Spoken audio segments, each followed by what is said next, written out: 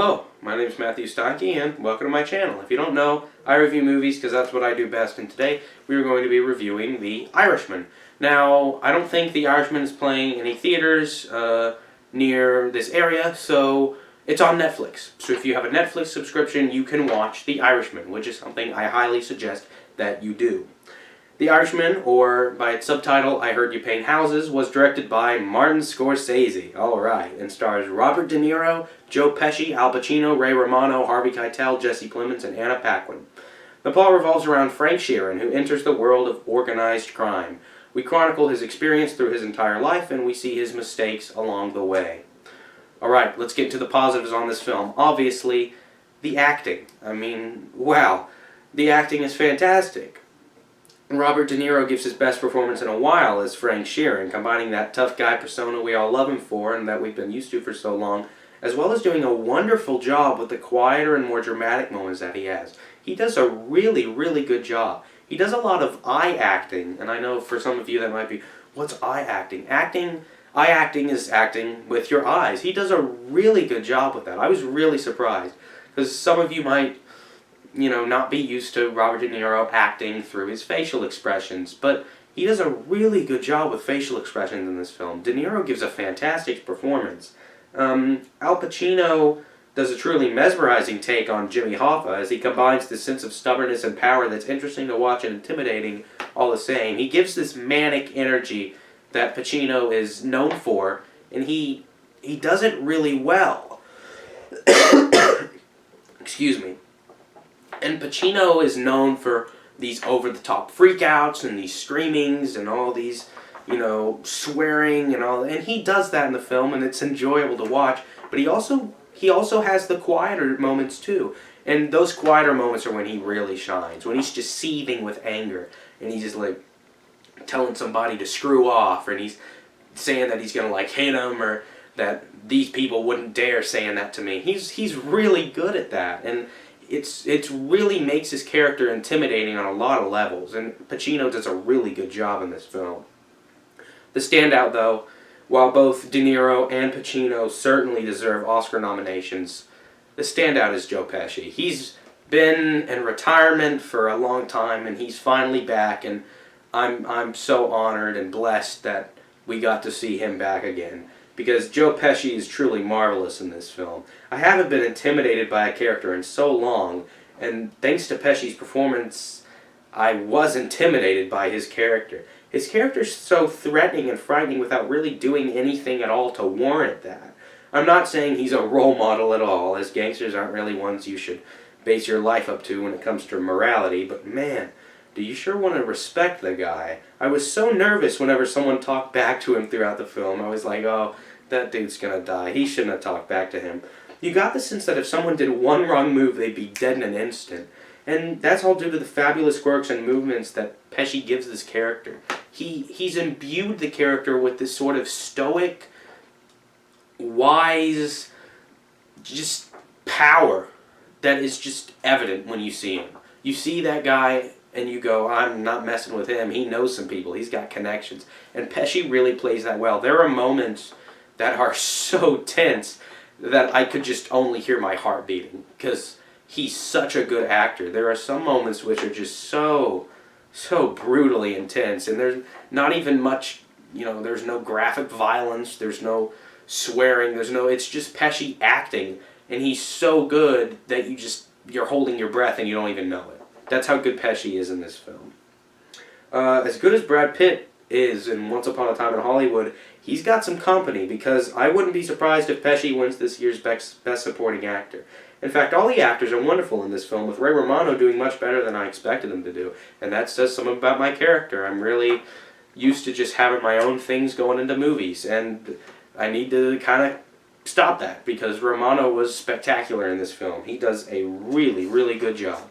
All the actors do a really good job. Jesse Plemons does a good job in the few moments he's in. Harvey Keitel, who is known for Scorsese's earliest films, does a fantastic job in this film. He's really good in the few moments that he's in. But there's no acting without directing, as I always say, and Scorsese, come on guys, you knew it was coming. He knocks it out of the park once again. He feels like a trained horse rider, once again getting his hands on the reins of his favorite horse. His knowledge in the trade of filmmaking is truly a spectacular ability, and the choices he makes are brilliant and inspiring. I mean, it's Martin Scorsese. The man has made some of the best movies on the face of the earth, and you thought he was going to make a bad movie? This movie's amazing. I mean, it's fantastic. The camera feels alive, moving so smoothly and lifelike it feels like we're watching the events actually take place. This film is almost 4 hours long, and I was nervous that I would be bored. But Scorsese lets us jump into this world with so much ease that we're not really bored at all. I wanted to just watch these characters talk forever, just to listen to them speak that well-written dialogue. Most moments I felt needed to be in the film, because every moment leads to another equally important moment that builds the stories or reveals a plot point or reveals something important about a character. Storytelling should feel like knocking over a line of dominoes. One reaction leads to another reaction. And Scorsese knows this, and most filmmakers these days don't. And there's the difference. Scorsese is skilled and utilizes everything to his advantage, while these days barely any filmmaker does that. The cinematography is beautiful, the writing and story is well structured and meaningful, the soundtrack is once again fitting to the film, and the immersion this film lets us take into the time period and these characters is masterful. Alright, let's get to the negatives on this film. There's only a couple of negatives I have with this film. I really got immersed in the beginning and in the middle of this film. I was never bored at all, but I do feel it drags just a little in the end.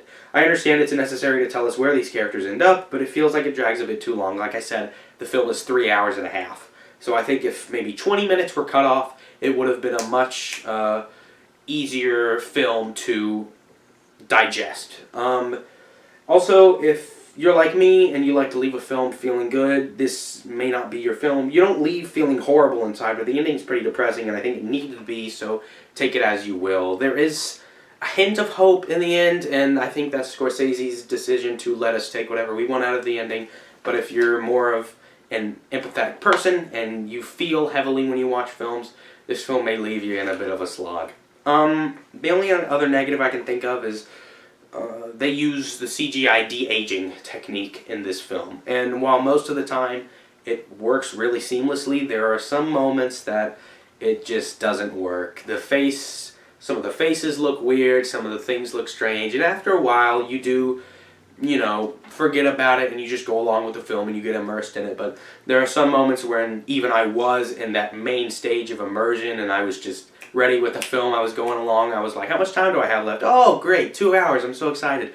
Even in those moments, there were some times where I went, that was a little off. That was kind of weird. So take it as you will. I mean, you're not going to sit there for the whole time and go, oh my gosh, this CGI stuff's horrible. You're not going to sit there and do that. But I think that maybe it'll just be noticeable a few times throughout the film.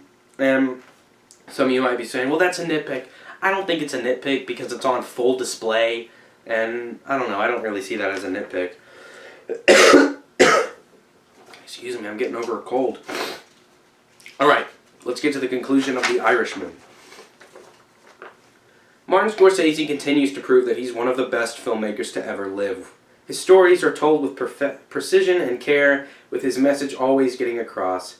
His roots, though, are gangster films, and this film is the ultimate gangster film. It's like the Avengers Endgame for people who love cinema.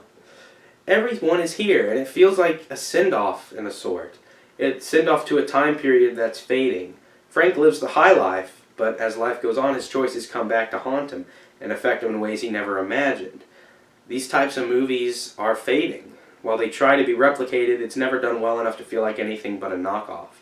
Scorsese is one of the few directors left who knows how to make this type of film, and I'm just blessed that I got to watch one of these films in my life. It's not a happy film whatsoever. In fact, it's difficult to watch at times, but it's a well-made film, and its heart is in the right place. We are never told that Frank's decisions were right. In fact, we're told that Frank's horrible decisions are what caused his eventual downfall, and that all the stuff that he thought was important in his life wasn't really important in the end.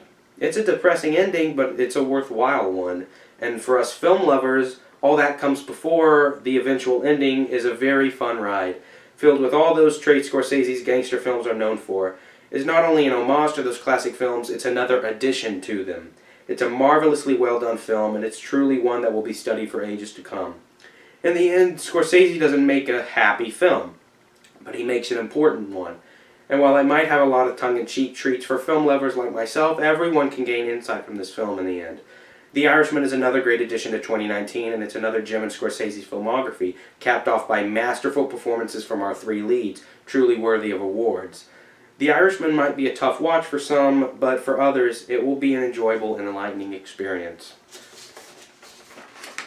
Like I said, I wanted to add a little note on the end. If you're not really into violence, for the few times that there is violence in this film, it's pretty graphic. So if you're not really into violence, then just kind of look away when it happens, because you'll know when it's about to happen. The suspense is fantastic, and it's capped off with some acts of brutality. So you'll know when it's coming, you'll know when to look away.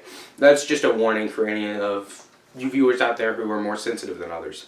Alright, I'm going to rate The Irishman a 4.8 out of 5. This is another fantastic addition to the filmography of the master Martin Scorsese.